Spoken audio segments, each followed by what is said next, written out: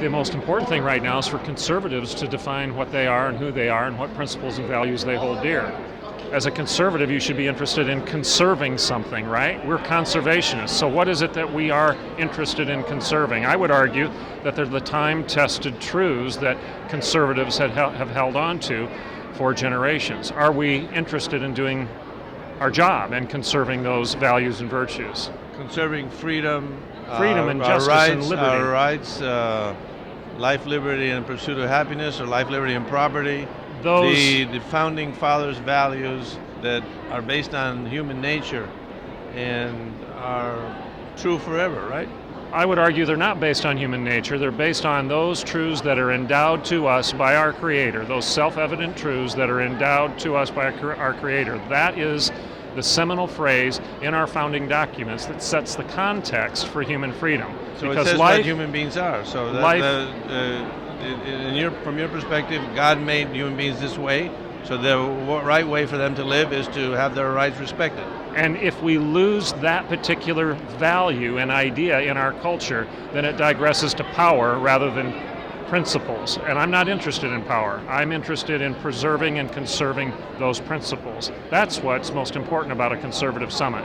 I agree wholeheartedly. Why aren't the debates about the principles? Why don't the candidates ever specify exactly what principle they believe in and then apply it to the particular public policy that we're discussing?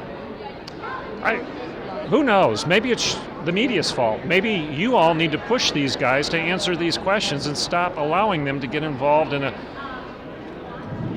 elementary school food fight. Yeah, insulting each other and these ad hominem attacks rather than dealing with the things that we're interested in conserving as conservatives. Bringing the debate to the gutter or irrelevant things about your personal characteristics are irrelevant to the truth or falsehood of any public policy. Does truth exist or not? That should Absolutely. be the critical question of our time.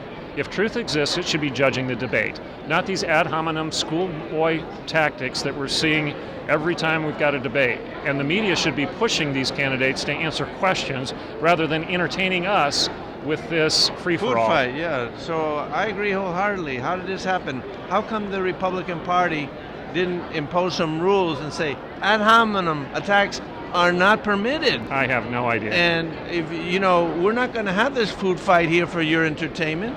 And if that's what you want to do, we'll go to a different network. I have no idea why the Republican Party hasn't done it, but I think the media should be doing it and imposing some sort of standard of decency and civility upon the debate. But it appears to me that y'all are more interested in the entertainment than you are in educating us with decent information.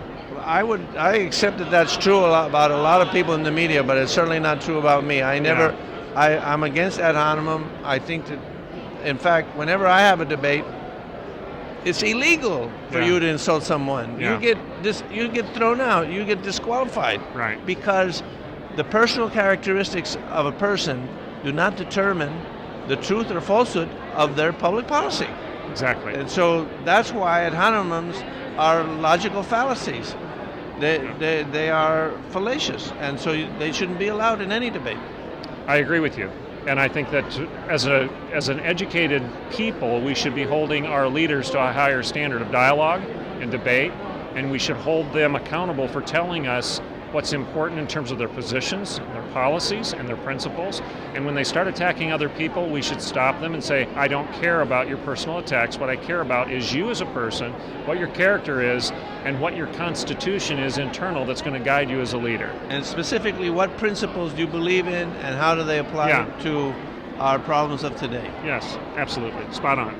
So I've been trying to convince people of this, and one of the reasons that I see this degenerated into the situation is because there's a conflict of interest between the network and the interests of the people of the United States, of the Republican Party, of the decent candidates.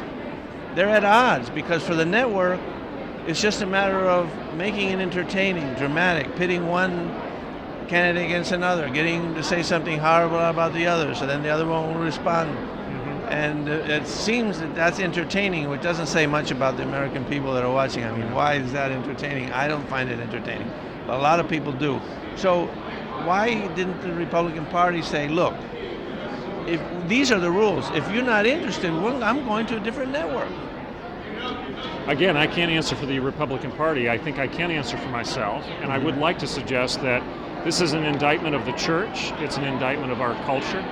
Because when we have lost the ability to think clearly, to have a robust exchange of ideas without resorting to these fallacious ad hominem attacks, and not just those fallacies, but non sequiturs and ad populums and everything else that goes with it, when that becomes our mode of communication, and the American people start succumbing to that and buying those lies, we are indicting ourselves and essentially digging our own grave as a culture. I agree wholeheartedly. Without logic and imposing rules,